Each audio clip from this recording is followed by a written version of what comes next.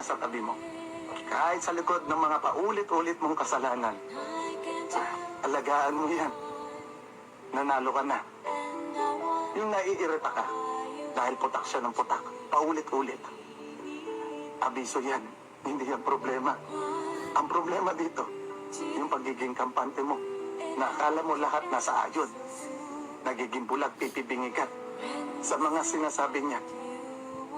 Maniwala ka. Ikaw yung magiging problema. Dahil ikaw yung magiging nason sa relasyon. Yung sa tingin mo konting paliwanag lang kinabukasan, tahimik siya, wala siya sinasabi, okay na kayo. Umiiyak na sa gabi yan, hindi mo lang alam. Tinuturuan niya lang sarili niya na tibayan para huwag kang iwanan. Pero huwag mong hintayin na ikaw mismo ang magtuturo sa kanya o paano ka bitawan. Alam mo yung masakit. Yung ikaw mismo yung magbubukas ng pintuan para makapasok ang ibang tao na magpupuno ng mga pagkukulang mo.